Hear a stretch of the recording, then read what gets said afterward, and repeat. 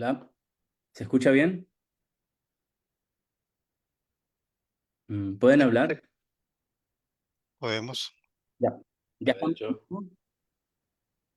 listos? Listo. Listo.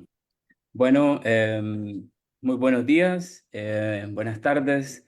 Es un gusto presentar hoy el libro de Carlos M. Castro, Cantar de Inocencia, publicado por Lector Disléxico ya en el año 2022 y cuyos cuentos son 7 relatos y dos de ellos han ya tenido una notable reconocimiento tanto por el premio Carlos Martínez Rivas en el año 2011 como el premio Centroamericano Carátula de Cuento Breve 2021.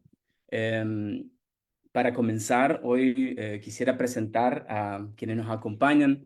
Desde luego, tenemos hoy a Carlos F. Grisby, tenemos una dueta de Carlos, así que voy a permitirme leer brevemente un par de líneas para presentar a Carlos F. Grigsby. Un momento.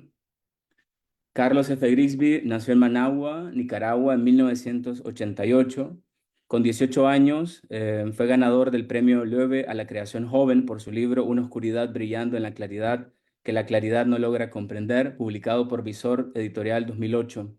En 2020 ganó el premio de poesía Ernesto Cardenal in Memoriam por una selección de poemas que luego fueron incluidos en su segundo libro, Rilke y los perros, Editorial Visor 2022.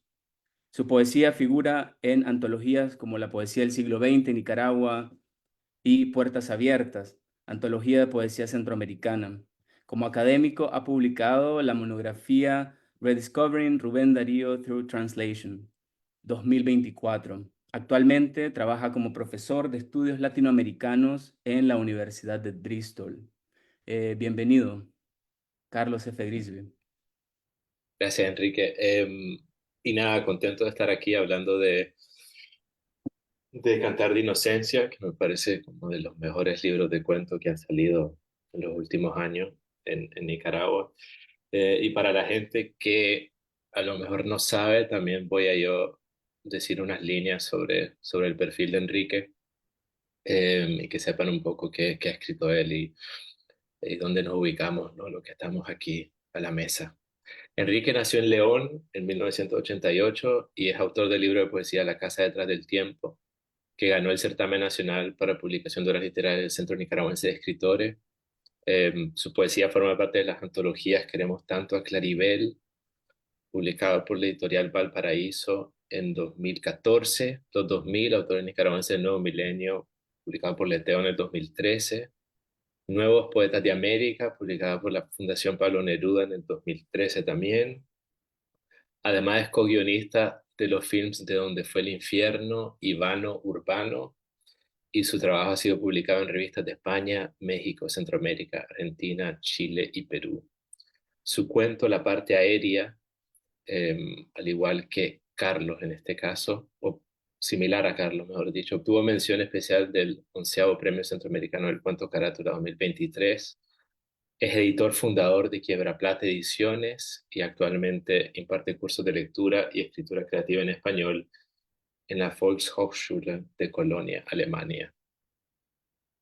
Bueno, y finalmente para hacer esta rueda de presentaciones, quiero presentar pues a nuestro invitado de honor, el autor Carlos M. Castro. Nació en Managua en 1987, fue editor de la revista literaria Alastor, autor de Antropología del Poema, Leteo Ediciones 2012.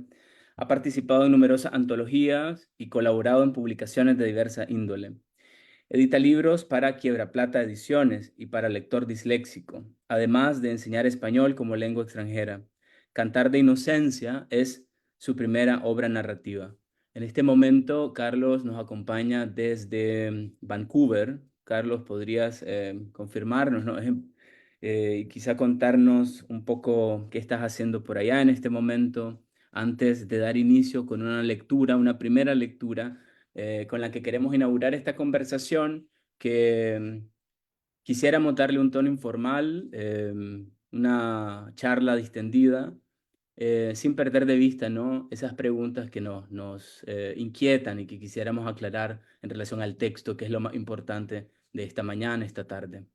Carlos, estás haciendo ahora otra maestría en Vancouver. Sí, estoy haciendo una segunda maestría. La primera la hice en Bakú, en Azerbaiyán, donde fui eh, beneficiado por la beca Top Chubachov, que es una beca, digamos, que cubre bastante, ¿no? Toda la colegiatura, te dan un alojamiento, te dan un dinero, que yo le recomiendo, ¿no? A quienes tengan, digamos, intenciones de hacer estudios, no solamente de posgrado, sino también de licenciatura. eh, digamos, con un mínimo de inglés, se pueden ir para allá un par de años. Básicamente, pues la inversión no es tan grande como en otros lugares, ¿no? Y Bakú, Azerbaiyán, sorprendentemente, es una ciudad bastante habitable, me parece a mí. Bueno, sin más preámbulo, te invito a que hagamos una primera lectura del relato llamado La desaparición de César Membreño, que es el número 3 de la colección. Ujú. Adelante. La colonia Centroamérica tenía en su microcosmos, además de muchos árboles de chilamate, bares y cafeterías, comiderías y ventas de fritanga, pequeñas tiendas, un par de escuelas y hasta una iglesia, y conectaba a la vez con algunas de las zonas más acomodadas de la ciudad y con barrios mucho menos privilegiados. Desde la perspectiva trastocada de César, la casa estaba convirtiéndose en un modesto y caótico punto de encuentro de la joven intelectualidad metropolitana, aunque lo cierto es que para sus vecinos, que los veían como lo que en realidad eran, extraños recién llegados al barrio, la casa era más bien una fuente insoportable de ruidos y olores sospechosos, un lugar en permanente fiesta tardoadolescente, un metedero de cipotes impresentables, un estorbo. Años después, cuando Fierro Viejo hizo el lanzamiento del libro del ya desaparecido César Membreño, casualmente en la misma colonia Centroamérica, donde la editorial compartía oficinas semi-improvisadas con la revista 38 grados en casa de su director, se presentó un monólogo interpretado por la actriz y dramaturga Elena Pabloni, que se refería a sí misma como la sobreviviente de un crimen que el Estado había cometido cobardemente contra un grupo de jóvenes por protestar frente a un edificio de gobierno. El monólogo da una idea de la dinámica de la casa absurda. Elena, tirada en el piso dentro de una gruesa bolsa de plástico negro sellada con un mecate color escarlata, comienza hablando en voz baja y relajada. Elena, ahora venís a preguntarme muy tranquilo sobre la banda del Pico Rojo, ¿no? Qué de verga. Pues no voy a hablar de eso, muchachito. Te jodiste. Su voz llega a la audiencia naturalmente en sordina. Cada quien usa las nomenclaturas que le convienen en este remedo patético de París tropical sesentero. Casa absurda, casa tomada, Les 2000, Nicaragua 2.0, exiliado, outsider, patafísico, tuitero, bloguero, independiente, open mind, open legs, nombres asignados o autoimpuestos que siempre enmascaran lo mismo. Elena permanece inmóvil en el suelo mientras su rostro resalta a través del plástico y el volumen de su voz aumenta. Jóvenes en eterna adolescencia, cubiertos de caramelo posmoderno, postestructuralista, postpop, posthistoria y rellenos de centro líquido autodestructivo, de 5 a 40 grados alcohólicos, gaseoso, buenísima combustión herbácea, o en partículas blancas que te aseguro no es harina para ravioli, puras excusas de niños puritanos en disfraz de libertinos, provincianos alucinando una gran ubre, para sacarse las pollas endurecidas a huevo. Ahora parecen comenzar a sofocarse. Sus manos se estiran como queriendo romper la bolsa y pelarse las rajas peladas o peludas, depiladísimas o montarascudas, y montarse los unos sobre las otras o más frecuentemente las unas sobre los otros. Hace una pausa breve y sigue, siempre en voz alta pero más lento, y dando sacudidas algo violentas con su cuerpo, sin descartar los unos sobre los ortos y por supuesto las unas sobre las ostras, una sola melaza de fluidos corporales que se acumulan en solidaridad redentora a la espera del aluvión que inundará por fin, líquido viscoso, blanquecino, su cuerpo se retuerce en el suelo, las calles de Managua para limpiarlas de la inmundicia estática que de sus culos dejan caer con indolencia los caballos cocheros mal llamados ciudadanos, nacionales o extranjeros, o sobre todo apátridas. Ah, el suspiro suena dolorido, angustioso, urgente. La discusión de moda que dilucidará de una vez por todas cuál es, finge la voz de un dirigente político, la ineludible tarea de la juventud que vio encaramarse una vez más a los de siempre, acelera y sube más la voz que sale airada en la destartalada tarima de la historia patria, con sus discursos y contradiscursos. Hace otra pausa, esta vez más prolongada, y sigue con el mismo tono. Su revolución de conceptos que colisionan unos contra otros, anulando términos, inflando cabezas de consignas cada vez más huecas. Patria libre o morir. El pueblo unido jamás será vencido. Juventud, divino tesoro. Sí, en este momento sale de la bolsa negra y se pone de rodillas, toda cubierta de lo que parecen ser sangre y otros fluidos corporales. La juventud que por un lado brinca cual cabrito al ritmo de reggaetón o grita, los nuevos Leonel Rugama se pone en pie, que se rinda tu madre, seguido del nombre del rival de su equipo de fútbol español favorito, que se rinda tu madre, Madrid, o se reúne en sitios como la decadente Casa Absurda. Muchas gracias por esa lectura. Ya creo que acá entramos en materia. Las voces de estos personajes, bueno, para las personas que nos ven, el texto quizás es un poco difícil de seguir. Hay que decir que está hecho como una pieza de teatro, de tal forma que hay cursivas donde se acota lo que hace el personaje y el monólogo evidentemente está señalado con otro tipo de letra lo que en esta lectura se pierde, pero lo que no se pierde es esta idea, ¿no? De reproche generacional, de incomodidad. Em, Mi primera pregunta tiene que ver con el título de estos relatos. Quizá luego F. Grisby pueda hacernos puede complementar, puede interrumpir, es una conversación informal, pero a mí, por este tono que acabas de leer, para mí fue muy difícil no relacionarlo, y por el título del libro, Cantar de Inocencia, con ese poema de Carlos Martínez Rivas, Canción de cuna sin música. Y lo digo por este verso, ¿no? Que es que constituye la poética de este texto. Carlos Martínez Rivas dice en Canción de cuna sin música, duerme ahora que aún no te has vendido, futuro arzobispo, teniente, empleadillo. Mi pregunta es, Carlos, más que quienes han influenciado en tu obra, en tus textos, en este libro, me gustaría saber si podrías comentarnos cómo ha sido esa relación tuya con la tradición, dado que el texto Cantar de Inocencia, los siete relatos, son a su vez un comentario a a la literatura nicaragüense. Sí, eso sería para comenzar. Una pregunta con la gran cáscara de banano. Mira, la tradición específicamente de lo que llamamos literatura nicaragüense, ¿no? Por supuesto que me ha interpelado. Recordar que mi primera formación fue como ingeniero industrial y en la Universidad Nacional de Ingeniería, donde comencé a coquetear con las letras, tuve la oportunidad, la suerte, ¿no? De toparme con Iván Uriarte. Iván Uriarte, que es un miembro de lo que se llamó la generación traicionada, ¿no? Este grupo de poetas un poco, eh, digamos, opuestos, ¿no? Al grupo que en ese mismo momento operaba también en Nicaragua, conocido como la Generación Comprometida, donde se encontraban, entre otros, Fernando Gordillo y el primer Sergio Ramírez, cuando todavía era Mercado. eh, nos nos obligó, digamos, ¿no? A quienes estábamos en ese grupo de taller de poesía en la uni, a acercarnos a la tradición de lo que él de alguna forma llamaba como la gran literatura nicaragüense, ¿no? La gran poesía nicaragüense.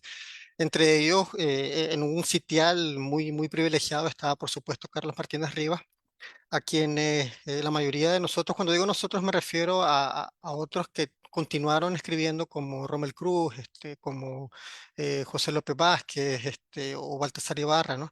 Éramos algunos otros que estaban también en el grupo y que nos continuaron escribiendo. eh, leíamos mucho a Martínez Rivas, lo leíamos mal, por supuesto, eh, y digamos que de alguna forma nos contagiamos, ¿no? De esta forma un poco suspicaz, ¿no? De leer la literatura nicaragüense. Yo intenté hasta donde me fue posible distanciarme de una cierta, como, digamos, actitud de prejuicio, ¿no? Eh, que suele acompañar a algunas personas cuando leen la literatura nicaragüense, de decir, nada sirve hasta que se demuestre lo contrario, ¿no? O sea, hay como este gesto, ¿no? De leer de esa forma la literatura nicaragüense. Ahora, yo tampoco te podría decir que yo soy exactamente un especialista en literatura nicaragüense, ¿no? Como por ejemplo, o sea, yo no me atrevería, por ejemplo, a hacer un curso de literatura nicaragüense como si está haciendo ya por segunda o tercera vez alguien como Tito Castillo, ¿no? Por ejemplo, en nuestro, digamos, nuestra generación o en la generación, o en nuestros contemporáneos, digamos, ¿no? Porque si no me parece, si no me equivoco, la generación de Tito Castillo se distancia de la nuestra con mucha justicia, creo yo, con mucho tino, más bien, creo yo, porque nuestra generación es una generación hasta cierto punto, ¿cómo podría decirlo de una manera amable?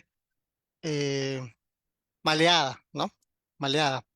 Entonces, yo no me atrevería a hacerlo, pero sí, pues tengo esa doble actitud, ¿no? O sea, de respeto por un lado y de sospecha por otro lado, ¿no? Hacia la tradición nicaragüense. Ujú. Me parece que es todo el libro, en estos relatos existe, está esa pulsión em, sobre y contra de alguna forma la tradición. Pero bueno, voy a ceder ahora la palabra a F. Grisby, por favor, Carlos. Sí, yo quería, digamos, entrar en ese tema porque em, me parece, bueno, como una de las virtudes del libro, una de las varias virtudes es que presenta varios niveles de lectura, ¿no? Que ojalá podamos como abordar, si no todos, la mayoría hoy, pero uno de esos niveles de lectura que ya mencionaste, Enrique, es una especie como de comentario irónico sobre la literatura nicaragüense. Releyendo el libro, yo pensaba como en lo curioso que se mencione a Ernesto Cardenal tan a menudo, por ejemplo, en los cuentos, siempre en clave irónica, pero aparece Cardenal poeta, como Cardenal político, como Cardenal figura mítica también, de distintas formas. Eh, y el libro me parece que hay como, o lo que nos propone el autor es un corte, ¿no? Hace como un corte en el tiempo y un corte como la historia de Managua también y un corte en la literatura nica, que podríamos como ubicar, o sus límites podrían ser como 2007, 2008, tal vez después que Daniel Ortega vuelve al poder, hasta como 2017, ¿no? Que es donde en el último cuento en que llega este personaje que se llama Carlos y que también vive o vivió en Bakú, regresa a Nicaragua. Entonces me parece que ese corte, a partir de ese corte hay como un zoom y un ahondarse en tanto en ciertas dinámicas urbanas de los personajes, así como las aspiraciones literarias de muchos personajes que pueden ser alegorías, símbolos, reminiscencias de otros escritores. Pero ahí ironizar sobre los 2000, ironizar sobre una serie de etiquetas y categorías que creo que marcaron esa época para los escritores, por lo menos los escritores que se movían en Managua. Eh, y me parece a mí que vos proponés como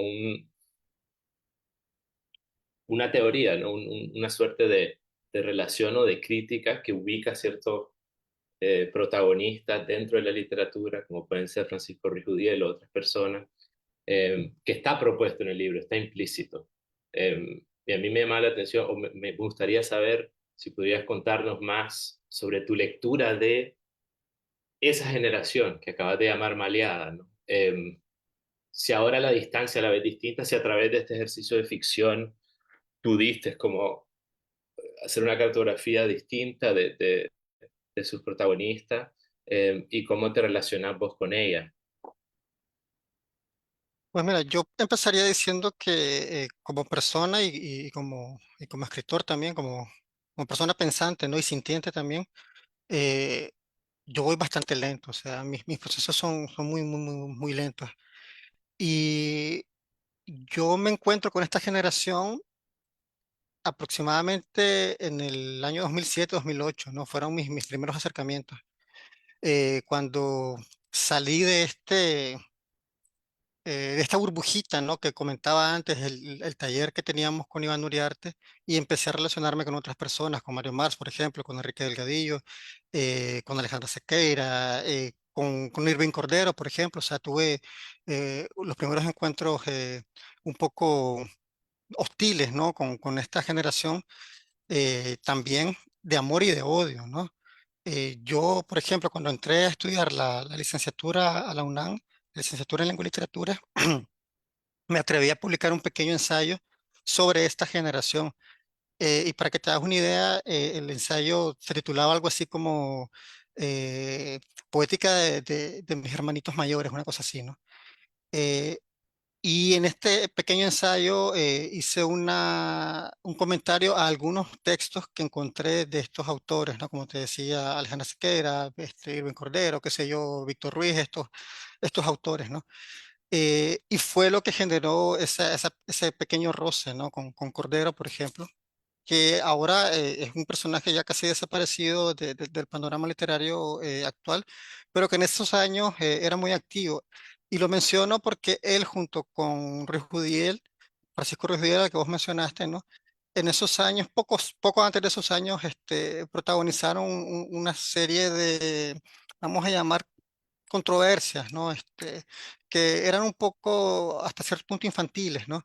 Eh, Había dos revistas que dirigía cada uno, ¿no? Literatosis, que más o menos todavía se recuerda un poco, y Tribal Literario, que dirigía Cordero. O sea, Literatosis la dirigía Ruiz Judiel, y Tribal Literario la dirigía Cordero. Yo no llegué a esos años, yo llegué inmediatamente después de ese momento, ¿no? Y una de las primeras reacciones que yo tuve ante ese tipo de situaciones, o sea, te comento, por ejemplo, una de los pleitos que había era si uno escribía con el diccionario en la mano o no, ¿verdad? Si uno tenía errores al escribir, digamos, de ortografía, de gramática o no, ese tipo de cosas, ¿no? Después las polémicas fueron un poco, se no sé, un poco más serias, digamos, un poco más literarias, entre comillas, ¿no? Por ejemplo, Eunice Shade, que también primero orbitó alrededor de la revista Literatosis y después, digamos que se independizó y estuvo en Marca Acme, que fue esta revista en la que participó con Rodrigo Peñalba. Eh, digamos que ella hasta cierto punto llevó la polémica a otro nivel, vamos a decirlo así, ¿no? Y ella empezó a cuestionar, por ejemplo, el acercamiento que tenían los escritores jóvenes hacia los escritores mayores, digamos, ¿no? Consagrados, etcétera, ¿no? Estamos hablando de la época en la que todavía estaba vivo Pablo Antonio Cuadra, por ejemplo, ¿no? En la época en la que todavía la literatura nicaragüense funcionaba más que ahora eh, como esta especie con este mecanismo como de ungimiento, ¿no? O sea, el escritor joven necesitaba ser ungido por el escritor ya establecido, que hasta cierto punto muere con Francisco Ruiz, con Ulises Juárez y la figura de Sergio Ramírez. O sea, esa dinámica de yo, el escritor consagrado, elevo, ¿no? A la categoría de ungido al escritor que viene después de mí. Y es interesante notar, por ejemplo, la dinámica que escritores más jóvenes, más o menos de la misma generación, ¿no? Como, digamos, José Dac Montoya, ¿no? Y Mario Mars, ¿no? Que hasta cierto punto también en algún momento, incluso Fátima Villalta, ¿no? Orbitan alrededor de la órbita de Sergio Ramírez.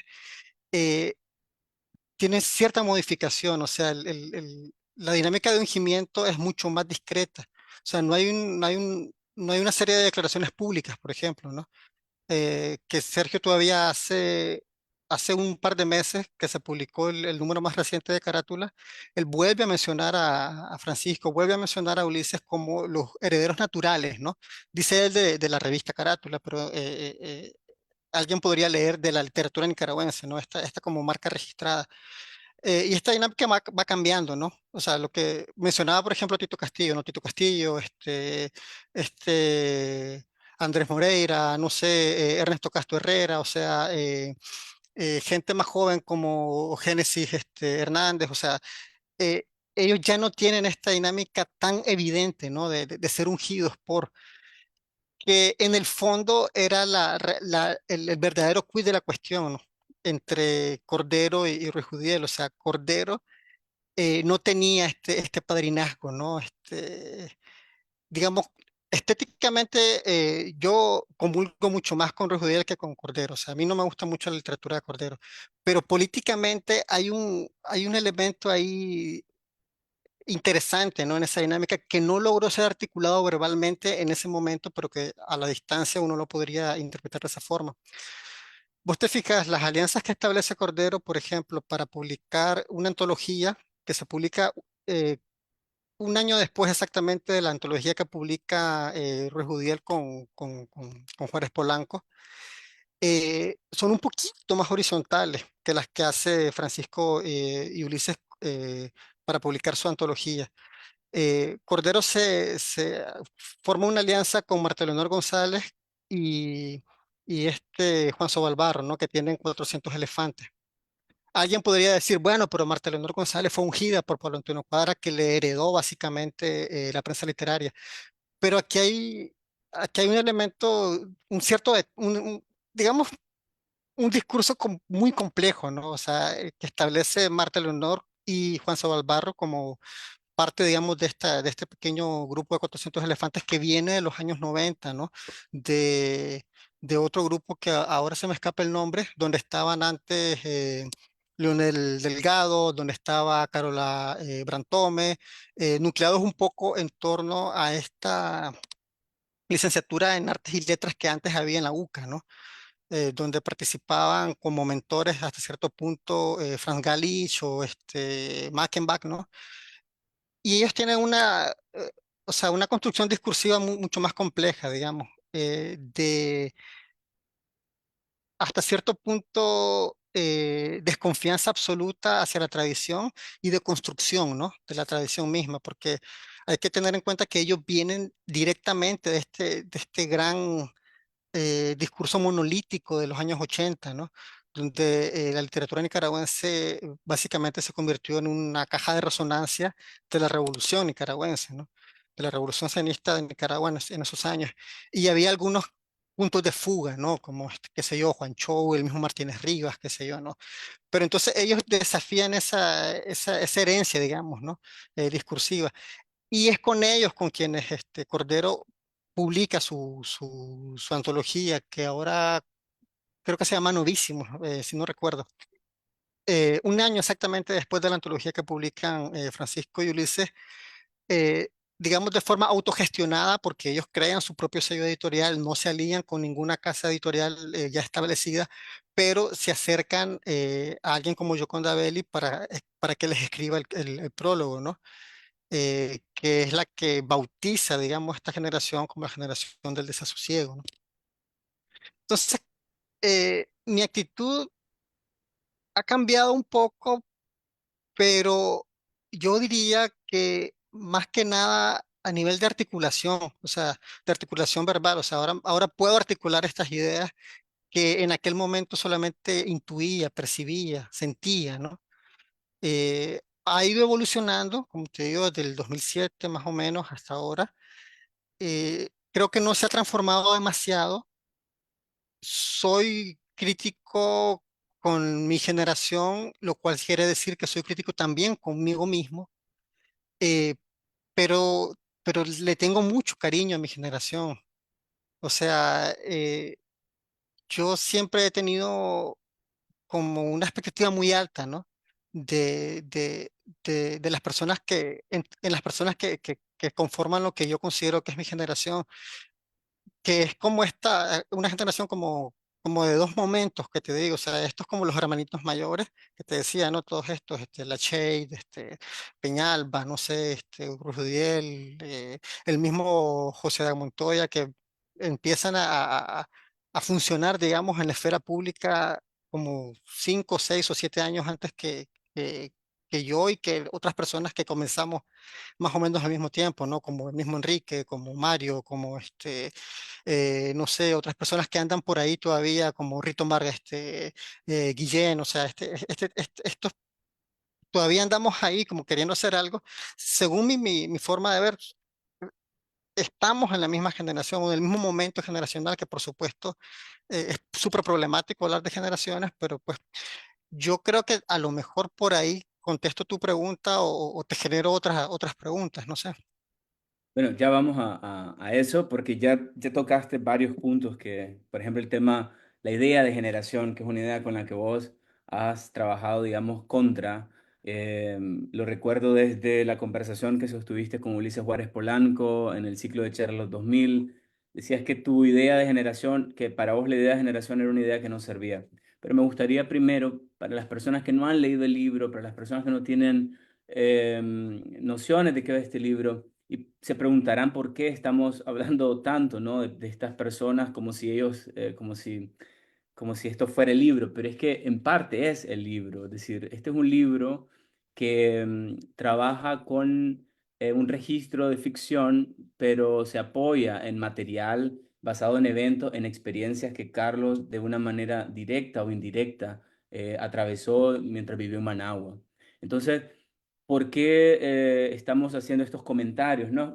Además, no es por un ánimo, es muy entretenido escuchar la perspectiva de Carlos, pero es porque además es lo que nos ocupa. Es decir, por ejemplo, el primer texto que inaugura el libro, proyecto de obra maestra, ¿no? Es en sí mismo ya, ya ahí se plantea uno de los personajes centrales, que es Andrés. Andrés es Francisco Ruiz Udiel, no es decir, no vamos a entrar a esos debates teóricos de la ficción, pero está basado en este personaje o es claramente, está tomado, ¿no? La forma y ahí se ha vertido la arcilla. Y precisamente me gustaría unir esta idea que está en el libro de estos personajes basados en la vida real con otro hecho de tu vida real, Carlos, que vos has trabajado estos temas. Así como has dicho, no sos un experto en literatura nicaragüense de una manera quizá más extensa. Sin embargo, tenés un conocimiento y en eso te has especializado, al menos en eso hiciste tu tesis de licenciatura, sobre literatura no secular nicaragüense, año 2000-2015. Es decir, estás trabajando una experiencia personal con las herramientas de la ficción, pero también tenés las herramientas de la academia, es decir, tenés un conocimiento muy concreto, muy objetivo, o al menos que has intentado objetivizar, y me gustaría preguntarte qué papel jugó en este sentido eh, todo este trabajo que has venido haciendo. Voy a mencionar otro ensayo, estos ensayos que has venido escribiendo, tensiones intergeneracionales y tareas colectivas, reflexiones sobre la literatura no secular nicaragüense. En este ensayo ya se plantea, al igual que en obra maestra, obra maestra, es como dije, el primer cuento de la colección, donde está este personaje, Andrés, que propone eh, un plan, articula un plan de cómo esta generación de este grupo de poetas podría alcanzar una especie de lo que ellos llaman lugar en la literatura nicaragüense, su lugar en la literatura nicaragüense. Una situación que por mucho, o en apariencia, en principio es snob, es naif, es una aspiración bastante inocente, ¿no? Quizá de ahí también la idea del cantar de inocencia. Em, pero que visto de perspectivas, digamos, menos personalistas, sí se puede leer también como un ejercicio por exponer otros deseos, otra agenda, otro programa. En ese ensayo que vos trabajaste sobre reflexiones sobre la literatura no secular nicaragüense, y volviendo a mi pregunta, ¿cómo influyó, no, tu trabajo académico en este texto, en esos textos de ficción? Ya has investigado y el texto está en internet para quienes lo quieran leer. Ya has hablado, ya has comentado acerca de un programa ideológico de Francisco Ruiz-Udiel. Quizás pudiéramos compaginar, ¿no? Siendo tu respuesta anterior, ¿Qué pasa con este trabajo? ¿Qué este libro de ficción? ¿Cómo fue esta relación con tu trabajo teórico y cuál es ese programa de Francisco Rexudiel, de Andrés, ¿no? Bueno, mira, cuando vos observas mi apariencia personal, eh, yo creo que deja de ser un secreto, ¿no? Que yo soy una persona que funciona más por espontaneidades. O sea, yo no tengo realmente un plan así maquiavélico, superestructurado. Eh, me cuesta todavía y me costaba muchísimo más antes hacer una distinción de géneros cuando escribía.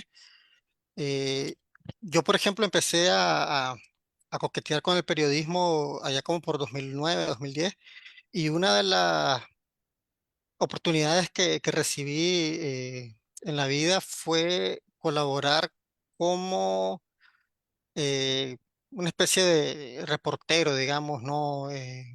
Redactor, digamos, ¿no? En la revista Carátula, gracias a Francisco. O sea, Francisco Ruiz Judiel, digamos que en algún momento sucumbió a esta tentación que tienen muchos escritores cuando alcanzan cierta madurez, digamos, ¿no? Que es ir a buscar escritores más jóvenes para mentorear, para ayudar, lo que sea, ¿no? Y en 2007, 2008, no recuerdo, no me acuerdo si vos ya estabas en este grupo que hicimos con Mario de Voces Nocturnas, ¿no? Con Mario Marce y otras personas, de Elena Arias, Noro Misaka, José López Vázquez, creamos esta pequeña revista artesanal, ¿no? Voces Nocturnas. Y una de las oportunidades que recibimos fue creo que en 2007 durante la Feria Centroamericana del Libro. En 2007 y parte de 2008 se vivió como una especie de, vamos a llamar, mm, bonanza, ¿no? En la literatura, digamos, metropolitana, ¿no? En nicaragüense, o sea, este grupito que se mueve alrededor de Managua, qué sé yo, León, Granada, porque cuando el Frente retoma el poder, brevemente hay una política cultural que pareciera ayudar o querer ayudar, ¿no? Digamos, al desarrollo de la literatura, a la promoción. Y cuando digo la literatura me refiero sobre todo a los autores, por supuesto. Lo que casi siempre pasamos por alto es que los poetas, los narradores, los escritores, los académicos, etcétera, también son personas. Y como son personas, son sujetos a pagar renta, a comprar víveres, a tener hijos. Lamentablemente son muy caros de mantener, ¿verdad? Entonces, durante vamos a decir como año y medio, ¿no? Eh, el área de literatura del Instituto Nicaragüense de Cultura fue asumida por Héctor Avellán, ¿no? Héctor Avellán, un poeta bastante solvente, que todavía está activo y que me parece que todavía es funcionario de gobierno, solo que con un perfil mucho más discreto. eh, Canalizó ciertos fondos, ¿no? Fondos públicos y fondos de cooperación externa, ¿no? Para crear una serie de eventos. Eh, Gestionaron no festival, esta feria del libro, ¿no? Centroamericana y entre otras actividades crearon lo que se llamaba, no me acuerdo cómo se llamaba, era como sábados de poesía, una cosa así. Cada sábado había lecturas de poesía en el Palacio de la Cultura por la que te pagaban. O sea, para nosotros en Nicaragua que te pagan por leer es una cosa extraordinaria. En otros países es la norma, pero para nosotros en Nicaragua que alguien te dé dinero por leer tu obra en público, wow. Y también crearon esta pequeña colección en alianza con Claro, creo, no recuerdo, una compañía de teléfono, ¿no? Donde fue que se publicó el primer libro de José de Montoya, por ejemplo, el libro el primer libro de Mila Persola, el libro de De López Vázquez. esa fue la segunda ola. O sea, la primera ola, eh, hubo una serie de autores que publicaron en esta primera ola, que todavía son autores que tienen cierta cierta importancia, por lo menos historiográfica o probablemente de otro tipo, ¿no? Entonces, en ese, como digamos, pequeño momento, en ese pequeño paréntesis, nosotros hicimos una presentación en el marco de la Feria Centroamericana del Libro, que consistió en una especie de performance, una cosa ahí medio mal hecha, pero que salió, digamos, sacamos la tarea. eh, y ahí en ese momento, digamos, en esa presentación estaba Francisco Ruiz. Y Francisco Ruiz después de la presentación se acercó a nosotros, se hizo amigo de nosotros, sobre todo de Mario, pero también mío. Y a través de ese momento, digamos, es que nosotros empezamos como a involucrarnos más, ¿verdad? En lo que sería el movimiento, digamos, de la literatura no secular. Entonces te digo, un par de años después, Francisco me da la oportunidad de escribir para Carátula, cuando él estaba empezando a asumir la, eh, la dirección o la edición general de Carátula, que fue como un año y medio antes de su suicidio, ¿no? Eh, y a mí me costaba muchísimo escribir reseñas de libros o pequeñas notas sobre eventos que acontecían en ese momento, ¿no?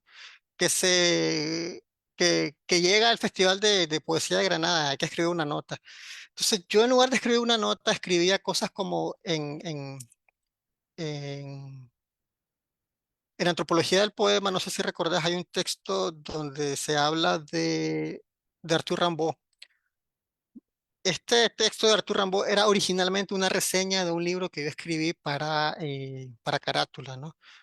Porque algo, no me pagaban, pero me dejaban ir a la librería, al literato, con quien tenían ellos un convenio, a escoger libros, ¿no?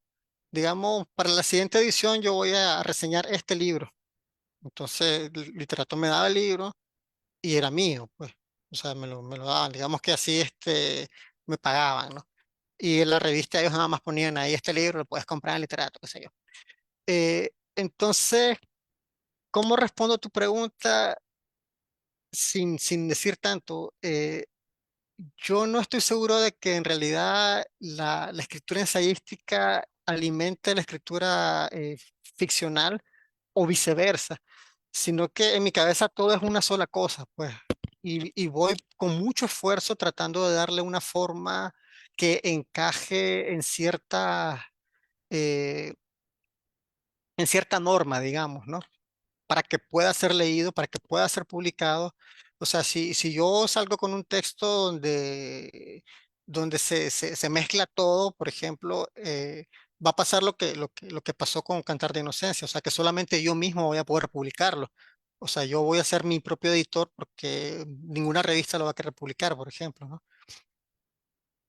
Yo ahí quiero intervenir, pero en dos cuestiones, o sea, retomando lo último y como tal vez puyándote todavía en relación con la idea del comentario de la literatura nica, porque me parece que es obvio ya con el breve recorrido personal que hiciste sí, de la literatura metropolitana, como la llamaste, ¿no? De esos círculos literarios que se movían en Managua, Granada y León desde 2007 hasta hoy, que estás muy informado sobre el tema y que has trabajado el tema, ¿no?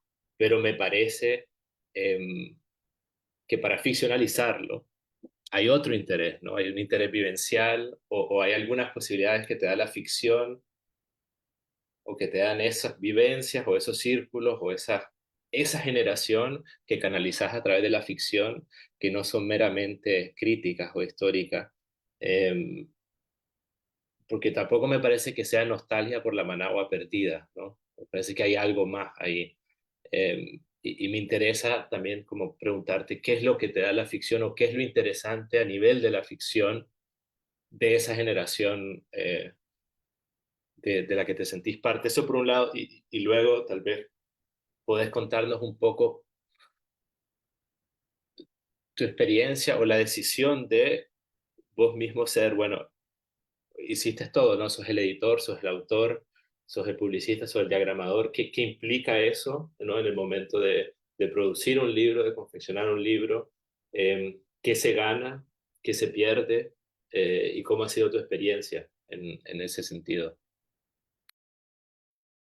Sí, Antes de proceder a tus provocaciones, quiero pues dar un reconocimiento a quienes están conectados y comentando, ¿no? En la transmisión, porque como bien decís, también me toca ser publicista y atender este tipo de cuestiones logísticas, ¿no? Por eso empezamos hoy un poco tarde, porque se me olvidó cómo conectar la transmisión, entonces tuve que tratar de hacerlo rápido. Está, por ejemplo, por acá Patricia Butrón, que es una autora también de lector disléxico, ella desde Nuevo León, en México.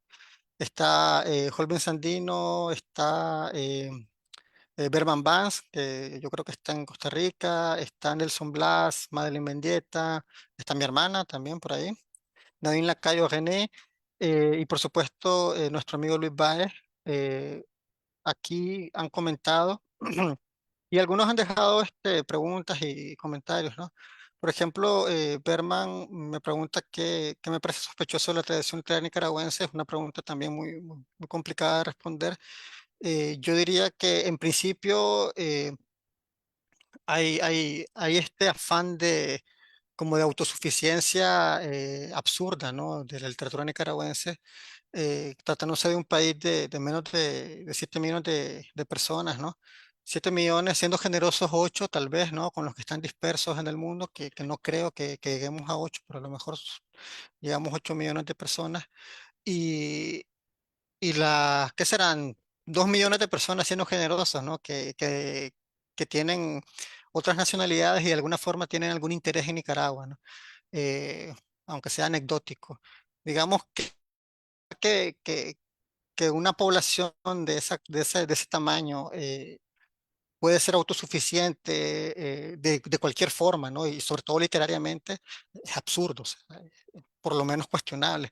Y hay muchas otras cosas que me parecen también sospechosas, pero no voy a poder responderle a Berman ahora. Me parece una pregunta muy interesante, sí. Nelson menciona el poemario de Francisco Durán, Dreamcatcher, que salió también en esa ola, en esa segunda ola de poemarios que mencionaba Enrique, ¿no? Donde sale el libro de Elena Arias, que era de Voces Nocturnas, José López Vázquez, que también era de Voces Nocturnas, Miguel Mercado, o sea, hay una serie de poetas que se mueven en torno a otra revista, que ahora no recuerdo cómo se llama, Pandemonium, creo, que era una revista directamente financiada por el Instituto Nicaragüense de Cultura, editada por un personaje también muy interesante de esos años, Jimmy Javier Obando, y otras personas que formaban parte de su equipo, ¿no? Y Luis también quería hacer una pregunta, pero no he alcanzado a leerla. Voy a leer todo el comentario. Es un poquito largo. El tema político coyuntural es otra línea. Dice, además de la generación, tradición y lo autobiográfico que está muy presente en el libro. Se ve claramente en el relato con el que ganaste el concurso de carátula. Es un giro bastante llamativo para quienes hemos conocido tu obra y posiciones al respecto. ¿Cómo se dio ese giro? ¿Cómo opera estéticamente la incorporación de estos temas en las tramas y estilos del libro? ¿Cómo se relaciona o separa de la amplia tradición de la literatura? Son también preguntas complicadas de responder. No quiero abusar del tiempo de ustedes dos, porque yo sé que allá probablemente es noche, eh, pero voy a atreverme a decir algo un poco osado, ¿no? Y es que desde mi perspectiva, también un poquito alucinada, toda mi obra desde el comienzo, cuando comienzo a publicar, tiene una intención política. Eh, es mucho menos evidente en los poemas, es mucho menos evidente en antropología del poema, y en los poemas que no publiqué en Antropología del Poema, pero que están en esos años, digamos, también publicados en alguna revista o en algún periódico, pero tiene esa intención. O sea, probablemente no lo consigo articular de forma tan evidente como en Cantar de Inocencia o como en eh, el cuento que ganó el premio Carátula, eh, que coincide afortunada y desafortunadamente con el estallido insurreccional de 2018, ¿no? O sea, pareciera como que fuera una respuesta a eso, pero en realidad el cuento con el que ganó el carátula de 2021, creo que fue, ¿no? O 2020, no recuerdo, eh, tiene un núcleo textual que apareció publicado, si no recuerdo mal, en 2015, en una pequeña muestra de narrativa que publicó Javier González Blandino a partir de un taller que él impartió en la UNAM Managua. Javier González Blandino, que es también parte de esta misma generación, es o era, ahora la verdad le perdí la pista, profesor de literatura en la UNAM Managua, y comienza a dar talleres, ¿no? Como parte de su ejercicio, digamos, académico, de narrativa. Y en ese taller estuvimos algunos como Emilia Yan, por ejemplo. Emilia Yan estuvo en ese taller. Creo que Yader Velázquez, ¿no? eh, Estuvo en ese taller y otras personas estuvimos en ese taller y el texto que cada uno trabajó para ese taller, luego Javier lo publica en una pequeña muestra que creo que todavía está en línea en la revista del Departamento de Español de la, no me acuerdo cómo se llama, como Centro de Estudios Literarios, una cosa así, que es una digamos, división del Departamento de Español de la UNAM Managua. Solo que ese cuento tiene algunas cosas distintas, ¿verdad? No solamente a nivel de escritura, sino también a nivel de trama, ¿no? En ese cuento, por ejemplo, en la ficción, el rector de la UNAM Managua es un señor que se llama Freddy Quesada, Quesada con S, sí, ¿verdad? No con Z. Que en ese momento hay como una especie de conflicto entre los estudiantes y el gobierno de Nicaragua de ese cuento, ¿no? De ese mundo ficcional a partir de una serie de reformas que el gobierno quiere imponer, ¿no? A la educación superior, que básicamente consisten en anular la autonomía universitaria, ¿no? Entonces, Quesada y otros ahí estudiantes eh, ah, intentan, digamos, oponerse a eso, hay protestas, etcétera. El gobierno le monta un caso no recuerdo de qué tipo a Quesada, lo meten preso a Quesada, ¿no? A ese Quesada. Casualmente, ahora el otro Quesada, que también existe, pero con Z, ¿no? Que es un profesor o era un profesor de la UNAM Managua, también está preso, o estaba, no sé si salió en este grupo que hace poco me di cuenta que mandaron a Guatemala, espero que lo hayan sacado. No solo porque yo le tenga aprecio y cariño, sino por cuestiones evidentes humanitarias, ¿no? Eh, entonces, por ahí tal vez podría dar una respuesta a lo que pregunta Luis, pero no sé si eso le va a parecer suficiente. Y paso a intentar atacar lo que vos me acabas de plantear. Voy a empezar por lo último porque es de lo que recuerdo y en el momento, en el camino me interrumpís para recordar la primera parte, ¿no? Eh, yo decidí autopublicar mi libro por varias razones, ¿no? En parte es un gesto político, digamos, bueno, hasta cierto punto, no quiero decir desafiar porque suena demasiado arrogante, pero sí cuestionar, ¿no? El sistema editorial, ¿no? El sistema, digamos, que sostiene hasta cierto punto la literatura como la conocemos, ¿no? Para que una obra pueda existir, se tiene que publicar y para que se publique con cierta solvencia, hoy en día tiene que pasar o por el mercado o por la academia, ¿no? Y el mercado está regido, por supuesto, por las editoriales, en gran parte por los grandes grupos editoriales y por las editoriales llamadas independientes españolas, ¿no? Que aunque son independientes de los grandes grupos editoriales, en realidad, pues, también funcionan de cierta forma de cierta forma funcionan como ellos, ¿no? O sea, en el sentido de canalizar y monopolizar un cierto registro, un cierto discurso, digamos, ideológico y también estético, ¿no? Hace poco escribí un ensayo para la maestría que estoy haciendo aquí en Vancouver sobre Eloísa Vertical. Eloísa Vertical, que es este libro de no ficción, ¿no? De Catalina Murillo, la, la, la, la gran narradora costarricense. Eh, Y un dato apabullante que encontré es que en comparación con la cantidad de,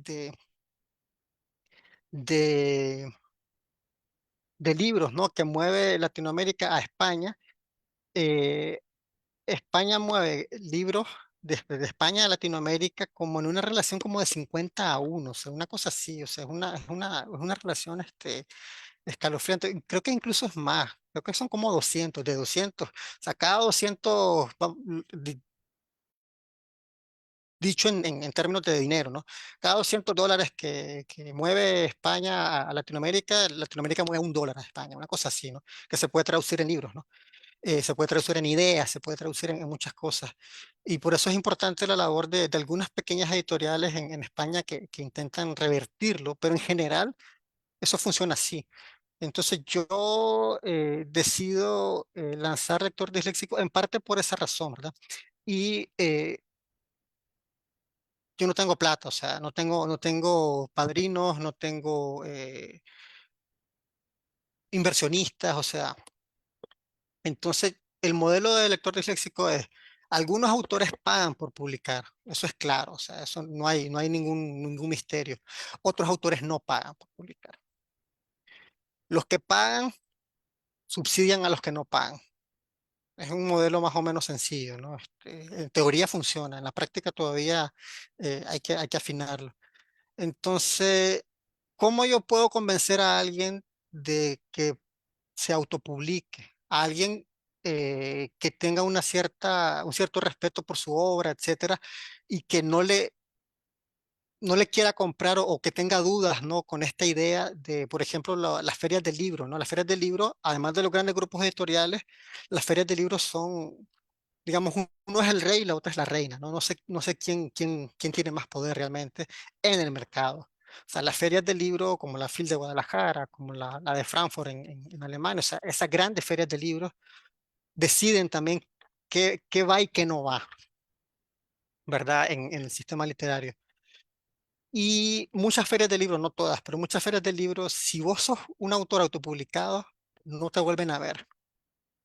O sea, vos no podés participar en una feria de libros, en algunas ferias de libros, si sos un autor autopublicado. Entonces, muchas personas dicen, yo no me voy a autopublicar porque quedo fuera del sistema literario. Entonces, al yo decidir publicar Cantar de Inocencia en Lector Disléxico, que quiere decir que yo mismo me voy a publicar, yo mismo me voy a editar, yo mismo me voy a gramar, yo mismo voy a hacer todo, yo voy a decidir que el libro tiene el suficiente valor para circular, ¿no? Lo cual, por supuesto, es un riesgo enorme. Eh, y yo lo que quiero es alentar a las otras personas que también deciden autopublicarse a decirles, se puede, o sea, hay algún hueco, o sea, hay algún margen para autopublicarse y aún así participar de este sistema que es un sistema tóxico, un sistema que también está maleado, ¿no? Como la generación a la que yo digo pertenecer, pero que es lo que es y no va a desaparecer solo porque nosotros no querramos participar en él. O sea, está ahí. eh, y bueno, es parte de eso un lado, ¿no? Otro lado, por supuesto, tiene que ver con una cuestión económica. O sea, yo tengo la inocencia, ¿verdad? La inocente idea de que el libro tiene algún potencial comercial. Y a mí me gustaría idealmente que lo que sea que me corresponda como autor me llegue a mí. O sea, estoy hablando de dinero, ¿no? 10, $20, 500 o $5,000 que sean, que me llegue a mí. Esto es muy complicado porque, por supuesto, hasta el momento el modelo opera y pasa por la gran caja registradora que es Amazon, que se queda con una parte importante de las ventas, pero también esa es otra razón, o sea, en términos muy humanos, esa es otra razón para querer publicar o para decidir publicar el libro por mi cuenta. La otra pregunta la he olvidado y si querés me la podés recordar, Carlos. Yo creo que Enrique, vos querías intervenir, Enrique, antes de... Lo que pasa es que con estas últimas aclaraciones me parece importante en pro del libro, ¿no? decir de que este libro tiene dentro de sus virtudes la facturación, cómo está escrito. Es decir, dentro de sus... es notable. Carlos sabe escribir. Es decir, Carlos M. Castro nos presenta, ha escrito un libro en el cual el fraseo, la forma, la sintaxis es impecable. Se nota que él es un corrector, pero luego también tiene otros niveles donde uno puede apreciar el valor que tienen estos textos y es, cada texto tiene un registro diferente. Hay un esfuerzo porque cada uno de los 7 relatos en sí mismo constituyan su propio ambiente, su propio cosmo, el narrador cambia y cuando pareciera que el texto, porque hay cuentos que no tienen, o relatos, digamos, que no tienen un final claro, que son suspendidos, que no obedecen a esta forma tradicional, el texto cierra el libro con el relato Los papeles de Don Jorge, que nos permite entonces hacer redondo toda la experiencia de la lectura. De tal forma que para mí, yo diría que pese a no haber sido publicado por una editorial comercial, tradicional, eh, creo que es un libro que a mí como lector me permitió darle un seguimiento, ser solidario con los personajes, estar pendiente de cada uno de los detalles, siendo incluso, quise ser lo más riguroso con la lectura, buscando dónde poder señalar, aquí hay un error o aquí la trama se confunde, que me parece que ya es una forma distinta de leer, más allá de la placentera, de la tradicional. Y lo que me he encontrado es un texto que no solamente nos propone un comentario, como ya hemos hablado en esta primera parte del conversatorio sobre la literatura nicaragüense, sino también contiene 2 temas muy importantes, como son el complot y la paranoia. Y para que esto funcione, tiene mucho que ver el registro textual con el que trabaja Carlos. Es decir, los relatos, me voy a permitir parafrasear un poco una pequeña nota que hice, los relatos parten de una perturbación evidente en el nivel enunciativo que vuelve sospechosa la organización discursiva. Es decir, las múltiples voces de Cantar de Inocencia nos permiten adquirir distintos niveles de información. No es gratuito que pues, hemos pasado hablando un buen rato del tema generacional, porque pareciera en una primera lectura que es por ahí donde va la cosa, ¿no? Este comentario historiográfico, etcétera. Pero luego, en cuanto vamos entrando a las capas, vamos percibiendo estas otras tensiones del lenguaje, estas formas aprisionantes en las que de pronto la paranoia de César Membreño se deja ver en el texto a través de imágenes deslocadas, a través de formas y tensiones del lenguaje que ya no obedecen a la linealidad, digamos, a la que nos puede acostumbrar un texto de narrativa, sino que trabaja casi con un pie en el lenguaje poético, sin volver el texto ilegible. Es decir, creo que Cantar de Inocencia, nos vamos pasando ya la hora y no quisiera dejar de decirlo, es un texto que tiene los suficientes méritos para aparecer en una casa editorial cualquiera. Por ejemplo, yo lo veo así. A menudo uno se encuentra textos de Alfaguara, vamos a decirlo, que desde la primera página no te deja avanzar, porque alguien no quiso decirle al autor de que el fraseo estaba mal, de que no te deja pasar y a mí me saca. Y este texto tiene un cuidado editorial de corrección sumamente profesional. Es una suerte de que el escritor en este caso cuente consigo mismo para corregirse. Así que yo no quiero dejar pasar esa oportunidad que también un poco me parece que no nos va a dar tiempo de entrar del todo a las formas y el trabajo estructural con el que está hecho el texto, pero que hay que decirlo porque está esta situación en la cual también las librerías juegan un papel interesante, ¿no? Es decir, las librerías muchas veces, a mí me pasó una librería de Berlín llevando los libros de Quiebra Plata, donde me dijeron de que ellos preferían no publicar, no mostrar libros de Amazon, ¿no? Por no trabajar con el Imperio y el Diablo y así. Que solo publicaban o vendían libros en Amazon de sus amigos, porque eran sus amigos, así.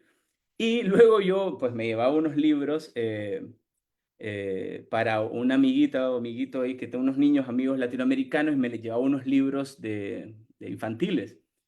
Y cuando veo dónde están hechos en China. Es decir, no hay un control real. Es decir, la parte de esta idea que me parece que nos podría dar para otro tema de qué significa que tus libros se publiquen en Amazon ¿qué consecuencias tiene para tu trabajo? ¿Por qué existe esta idea de que el libro vale menos, estos estatutos no de valor, de marca, que creo que van por otro lado ajeno al texto?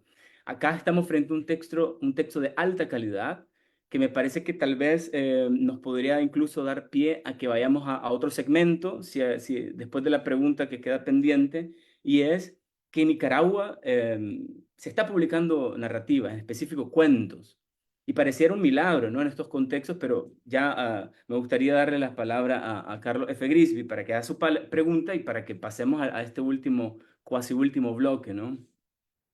Y a mí me parece, de hecho creo que hay una relación como cercana entre justo lo que comentábamos y la cantidad de cuentos que han salido, o de libros de cuentos que han salido, perdón.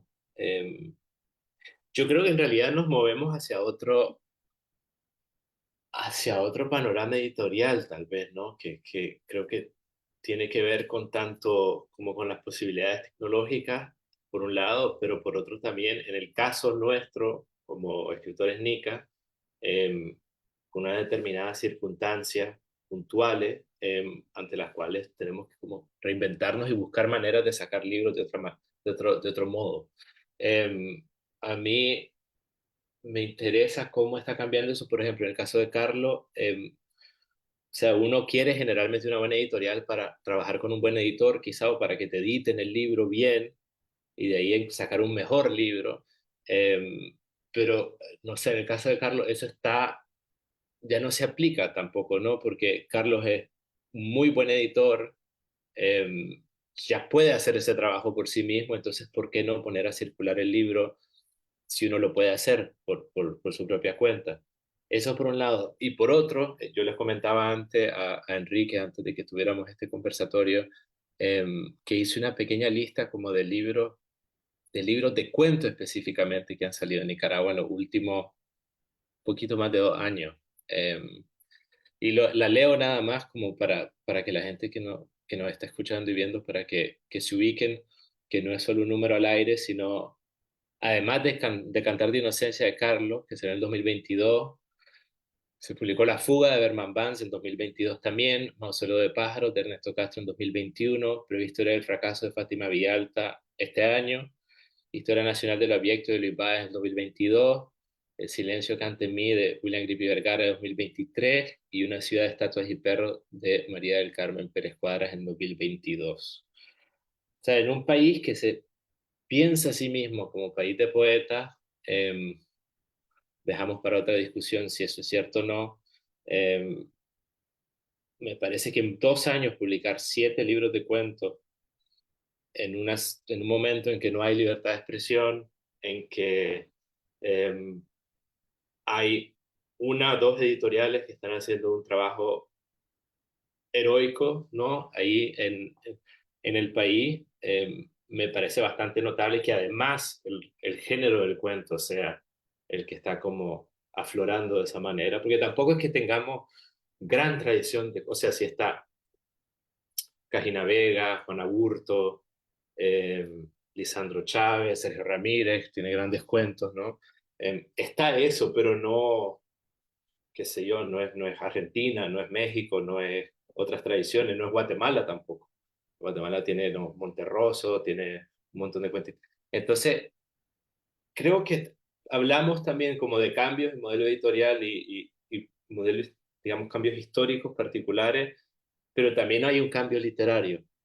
Y aquí le tiro la pregunta a Carlos si él ve similitudes, resonancia, si te ves en diálogo con estos otros cuentistas que han publicado, si te sentís separado de ese grupo, porque además hay que decir que por lo menos la mitad o más de la mitad de estos libros se han publicado eh, fuera de Nicaragua. Entonces es curioso cómo está como todo bastante digregado, pero también en cierta consonancia. Yo pienso que, o sea, el autor que no reconozca, ¿no? Que tiene resonancia con otras experiencias escriturales, pues, se engaña a sí mismo.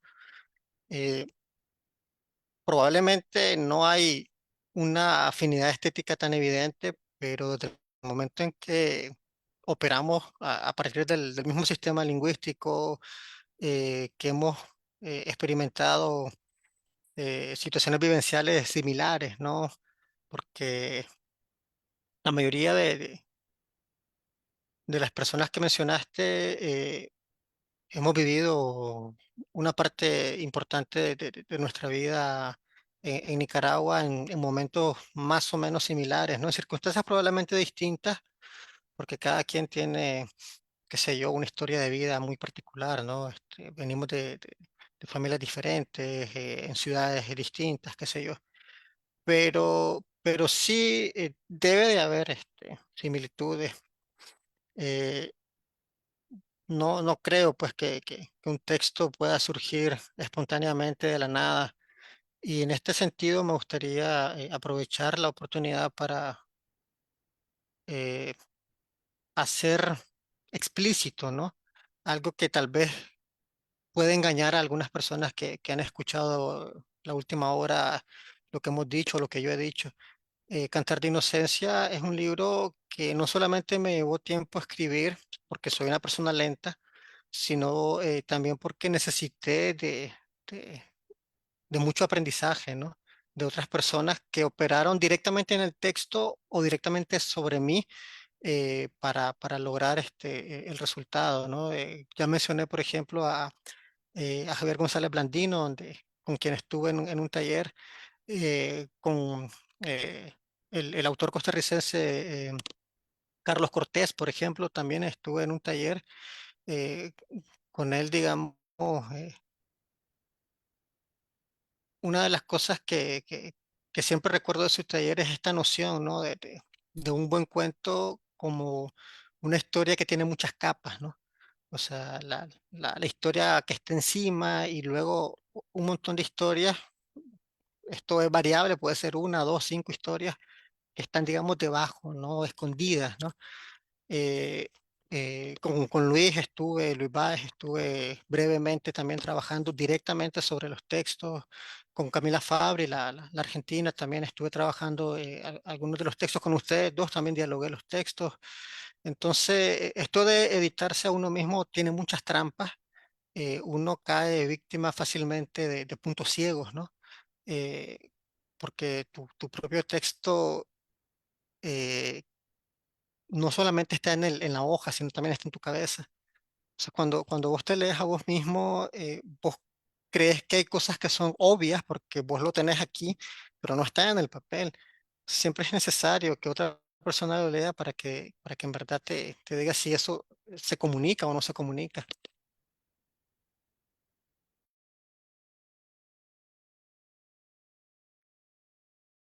Bueno, la verdad me quedé pensando en ese trabajo. Yo creo que es ideal que uno te cuente con una editorial que te corrija, que te lean, pero que lo hagan con peso y que se atrevan a corregir de verdad y a sentarse como yo sé que lo hacen algunas editoriales, como en Nicaragua también lo hacen, Anamá, por ejemplo, y otras editoriales fuera de Nicaragua.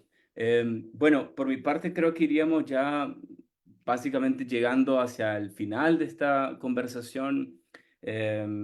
Yo quisiera nuevamente invitarlos a leer Cantar de Inocencia.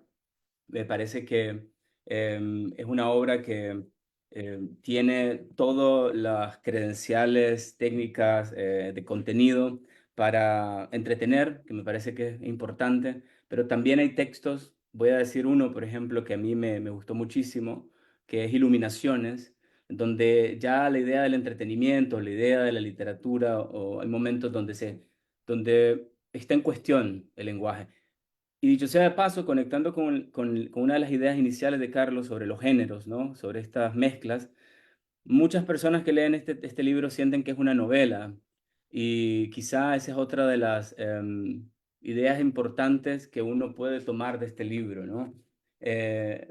¿Para qué sirven los géneros? A veces uno siente que es más para estanterías en una librería cuando lo que estamos acá, lo que estamos leyendo son verdaderamente es un texto largo, ¿no? Con una cierta organización interior, pero finamente conectados unos con otros.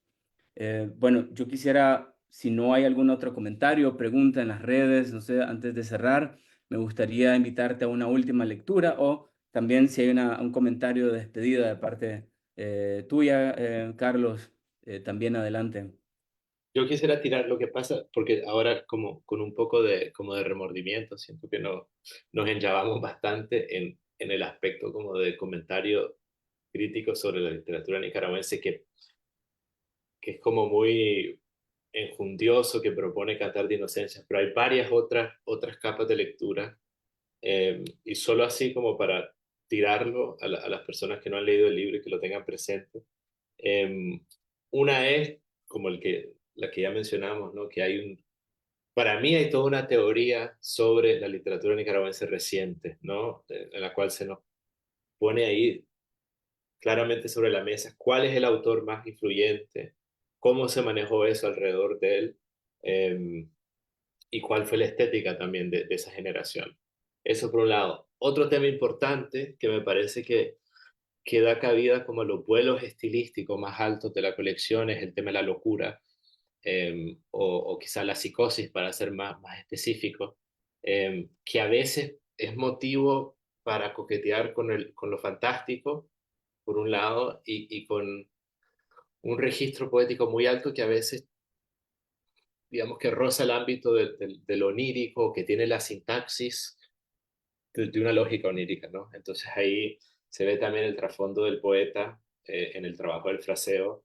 Eh, y ese tema de la locura creo que tiene más profundidad cuando está yuxtapuesto con el tema político, porque entonces el tema político, los límites de los dos se desdibujan, ¿no? Porque son dos ámbitos que se rozan, y lo cual potencia cada tema respectivamente, ¿no? Porque la locura como que también carga lo político y uno no sabe al final, dentro de lo paranoico y conspiranoico que mencionaba Enrique, qué es realidad, qué es ficción, y eso creo que enriquece al final el texto, y si uno sabe muy bien el contexto histórico que está detrás, ve todavía mejor ese juego de la ambivalencia. Y por último, y esto quizás para encandilar a la gente que nos ha seguido hasta aquí, yo hablaría, primero pensé erótico, luego pensé lujuria y luego pensé orgiástico.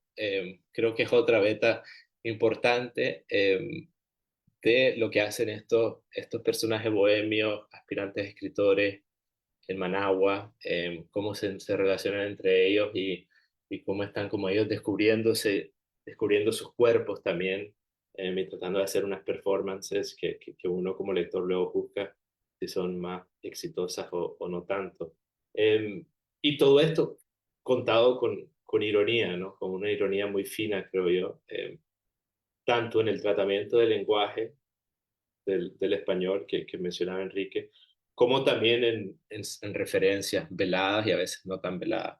Y eso nada más, entonces creo que va mucho más allá de lo que nos pasamos una hora discutiendo, pero creo que, bueno, tal vez la ventaja de esta confesión es que pueden ver que en realidad hay mucho aquí en este libro, Y yo que añadiría apreciar. solamente, porque también me quedan varios comentarios, pero esa idea de los cuerpos, del orgiástico, me parece a mí fundamental, porque aquí voy a hacer mi lectura, es estos textos no están trabajando el exhibicionismo, lo orgiástico, inocentemente. Para mí tiene mucho que ver con la idea de pose de Silvia Molloy, que trabaja, ¿no? En su libro Poses de fin de siglo. A mí me parece que este grupo de jóvenes, y también lo dejo como para encandilar a las personas que tengan ánimo de leer el libro, eh, para Molloy la pose es mostrar, dice ella, exhibir no solo es mostrar de tal manera que aquello que se muestra se vuelva más visible, se reconozca. Y a mí me parece que esta generación de la que Carlos da cuenta tiene este trasfondo político no solo en lo explícito del terrorismo de Estado, de la necropolítica que está ahí, que aparecen los que hay. El crimen o los crímenes se pueden ver, se sospecha, hay un rasgo medio policial alrededor de este tema, pero también hay una política de mostrar el cuerpo. Me parece que hay una política de ser reconocidos. Es decir, una visibilidad que se acrecenta en la medida que es indispensable que te llamar la atención.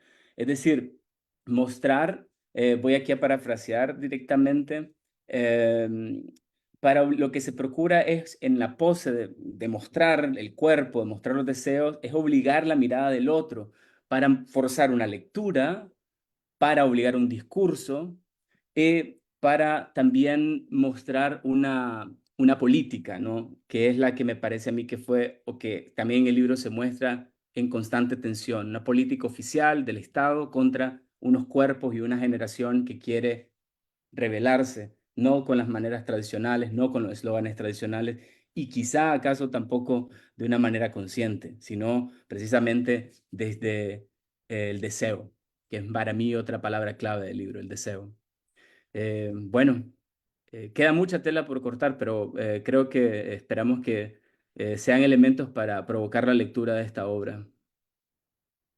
Es que fíjate que yo siento que los personajes de este libro, o sea, más que una actitud de rebelión, lo que tienen es simplemente un deseo de, digamos, de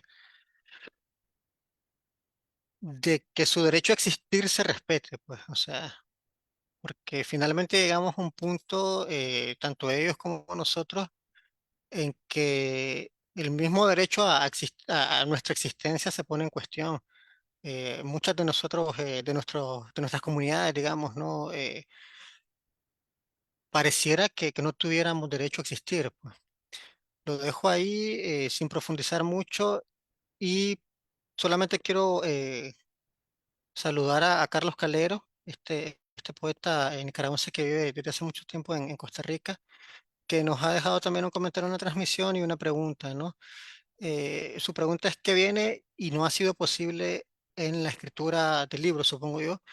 Eh, y, y si hay muchas cosas que no fueron posibles, este relato que vos mencionás es una de las formas en las que, de algún, de- digamos, yo confieso que no puedo decir todo lo que quiero decir porque la escritura tiene un límite, ¿no?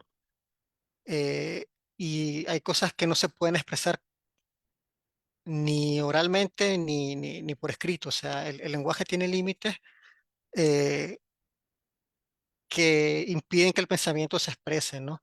El cuento que vos mencionás con el que quiero cerrar y agradecer a quienes nos han seguido hasta aquí y a quienes también se fueron, ¿no? Y a quienes quisieron y no pudieron y a quienes no quisieron y con todo derecho no vinieron, eh, es el que se titula Iluminaciones, un evidente guiño a Rambó, ¿no? Que ya mencioné antes en esta pequeña charla que tuvimos hoy. Es un fragmento de este texto. Como mencionaba ya Carlos, en el libro hay un personaje que digamos, diríamos nosotros desde afuera de esa experiencia psíquica se vuelve loco, es César Membreño, ¿no? Y César Membreño en algún punto empieza a deambular por las calles y estas son parte de sus, digamos, pensamientos, de sus observaciones, ¿no? Paso junto a la colonia Centroamérica, donde la casa absurda está anclada en un presente perpetuo de sordidez e inocencia. Simulacros de personas decoran el entorno mientras sigo mi camino, seres con apariencia humana, casi sombras, arrastrados por la marea de las circunstancias y una programación que confunden con deseo. Cada vez más vehículos circulan sobre la vía, se amontonan, se lanzan con violencia unos sobre otros, intentan rebasarse. Yo voy sobre la acera izquierda. Aparece el triángulo que está en la intersección, en la intersección que da acceso a la Centroamérica. Una voz femenina me llama. También oigo las voces de los otros prisioneros de la apariencia y el esquema con quienes compartí. ¿Hace cuánto? Milenios, segundos. Ese espacio alucinado barricada que llamamos casa absurda. Están, por supuesto, en una fiesta. Algunos gritan. Quienes logran entrever que su vida toda ha sido una mentira.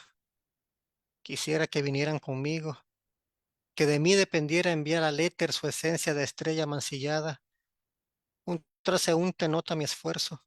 Su mirada me dice que no es un autómata más, sino un hombre verdadero. Su aspecto de mendigo lo aísla del entorno de oficinistas, estudiantes y buhoneros. Se para en seco frente a mí, me ve de abajo arriba, señala con su índice izquierdo el sol, que ya se deja vencer por la noche. Con la misma mano señala hacia el sur, me ve a los ojos, un instante que parece no acabar. Despacio sube y baja la cabeza, sin apartarme la vista, y me extiende un cigarrillo encendido que saca de la nada. Fumo. Fumando, y ya de nuevo solo, sigo mi camino. Todo cuanto me rodea es una trampa. Tengo que llegar a los girasoles. Tengo que encontrar a Alicia, la verdadera Alicia. Tengo que hacer el viaje con ella, el viaje ya sin retorno. Algunos metros antes de alcanzar la carretera más allá, pongo la colilla del cigarro vertical y aún con lumbre en el suelo. Dejo que sus débiles señales de humo asciendan al cielo. Cruzo el primer puente peatonal que aparece ante mí y ya del otro lado, junto a la autopista, los carros a vuelta de rueda, uno tras otro como una penosa oruga improductiva, llego a una parada de buses cerca de un templo donde se venera a la apariencia, el centro comercial Galería Santo Domingo. Me detengo y de espaldas al obsceno lujo, me siento en la banca solitaria. Viendo desaparecer los últimos rayos de sol, pienso en otros fugitivos que como yo han escapado del absurdo de la existencia programada, en nuestro destino de rebelión ante lo que se nos impuso como vida, engaño calculado, en la guerra contra la apariencia. Y entonces me quité los anteojos, los puse encima de la banca y me alejé. Necesitaba ver, de verdad ver.